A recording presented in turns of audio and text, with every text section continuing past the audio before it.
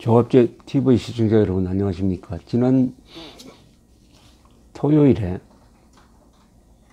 영화를 하나 봤습니다.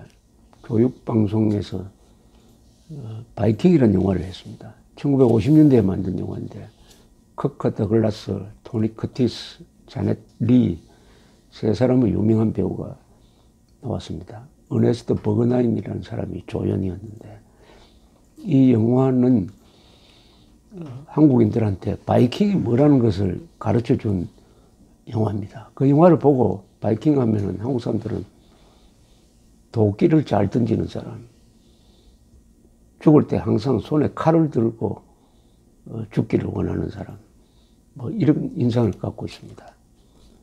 바이킹 하면은 영화나 드라마의 소재로 아주 단골이죠. 8세기부터 10세기 유럽을 11세기까지 유럽을 휩쓸었던, 지금 스칸디나비아에 살고 있던 사람들이었습니다. 덴마크, 노르웨이, 스웨덴, 아이슬란드, 이 네 나라가 바이킹 국가로 불립니다. 그런데 그 용맹한 바이킹은 다 어떻게 됐느냐? 지금 덴마크, 노르웨이, 스웨덴, 아이슬란드 하면 세계에서 가장 평화를 사랑하고 남녀 평등이 가장 잘 돼 있고 인권을 중요시하는 나라, 삶의 질이 항상 세계 랭킹 10등 안에 드는 나라로 되어 있습니다. 그 용맹성이 어디로 가고 이렇게 양손한 사람이 되었느냐, 이렇게 의문을 갖게 될 것입니다. 이 국가가 바뀌면 민족성도 바뀌는 것이죠. 항상 이 나라가 고정되어 있는 것은 아닙니다. 조선조는 얼마나 척박하고 각박하고 축소된 힘이 없는 나라였습니까? 그러나 오늘날 대한민국은 기가 센 나라가 된 거 아니겠습니까? 상부정신이 가장 약했던 나라가 6, 70만의 대군을 지금 갖고 국민 개병제를 실시하고 있습니다.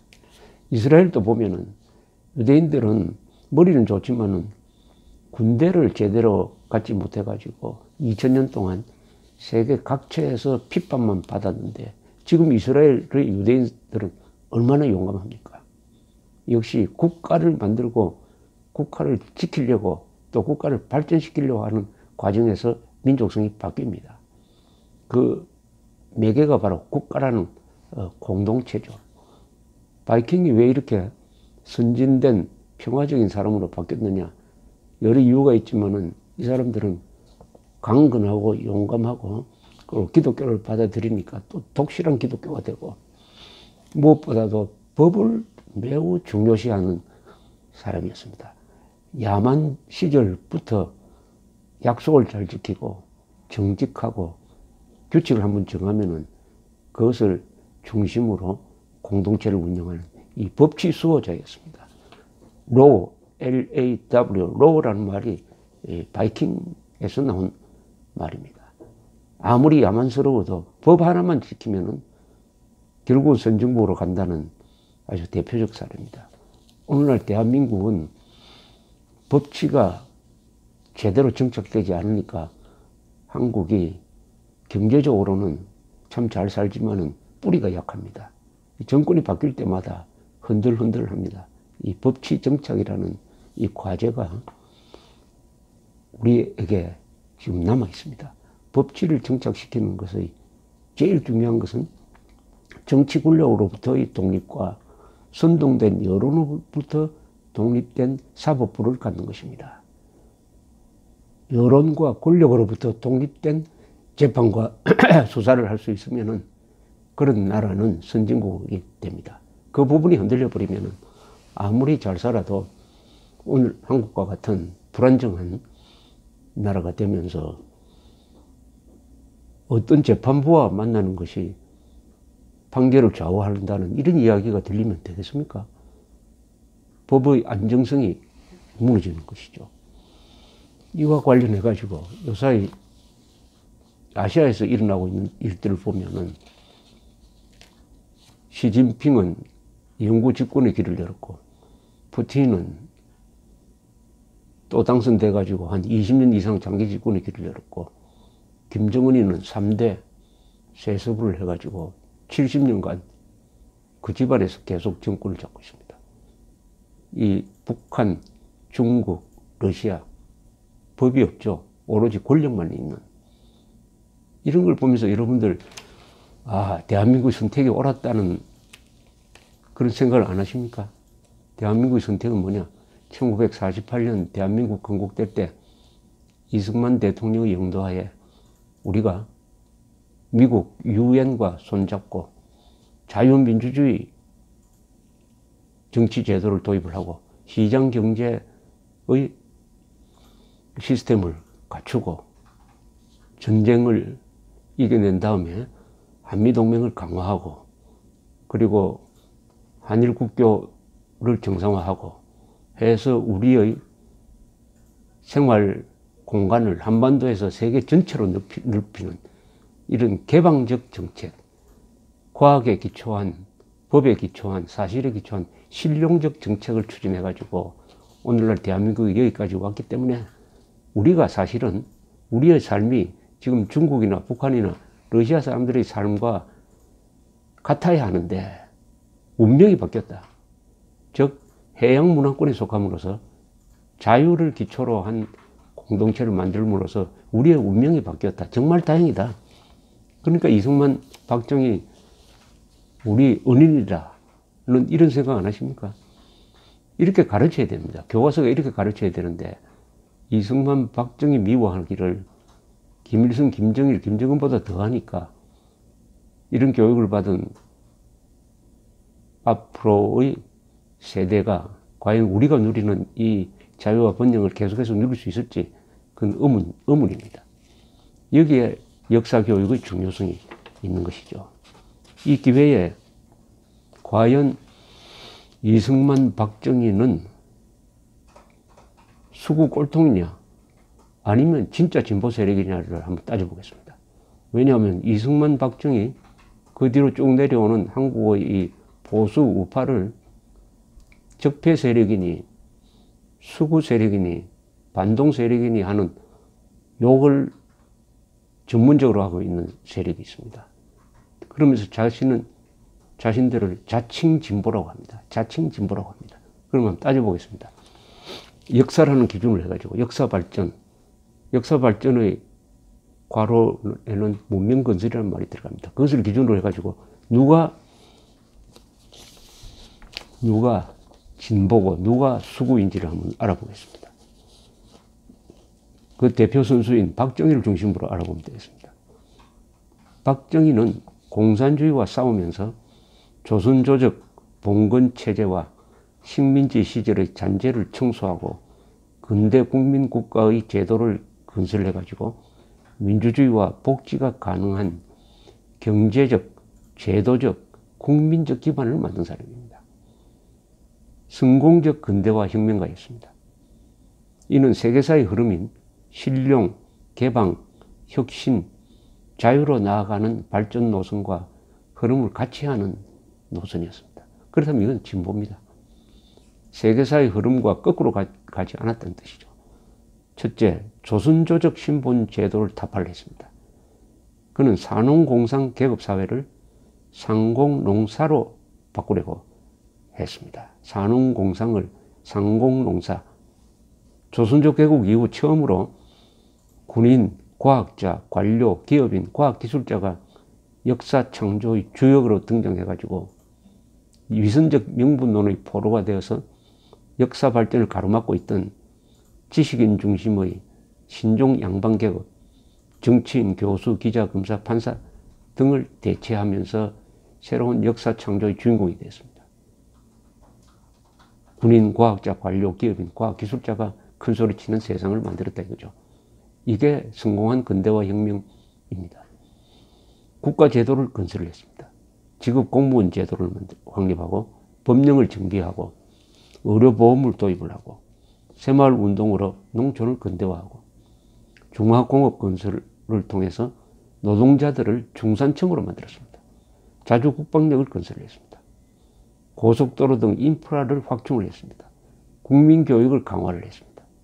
이것이야말로 근대 국민국가의 건설을 넘어선 세계적 수준의 문명 건설이었습니다. 세계적 수준이라고 제가 이야기하는 이유는 그 성과가 너무나 거대하기 때문입니다. 동시에 다른 나라에 귀감이 되고 있습니다.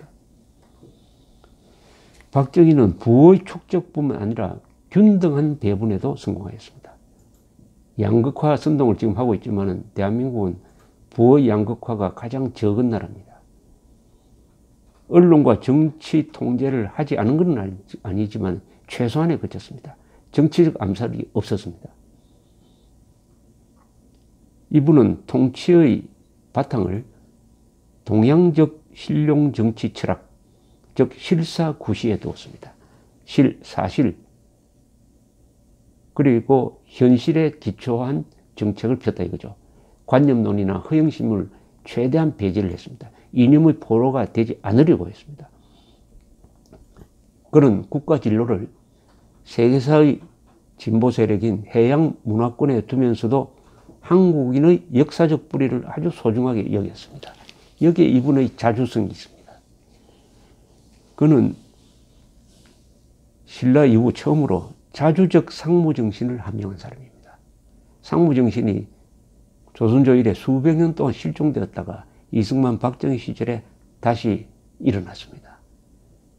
그리고 역사의 수구 세력인 공산주의 도전을 극복하였습니다. 대한민국의 민주주의는 공산주의와 싸워서 지켜낸 것입니다. 무엇보다도 유능한 혁명가이고 경영자였습니다. 아무리 이상적인 혁명가라도 현실과 부딪혔을 때 국가 운영을 잘 못하면 실패하게 되어 있는데 이분은 유능한 혁명가이자 위대한 CEO였다는 이야기죠.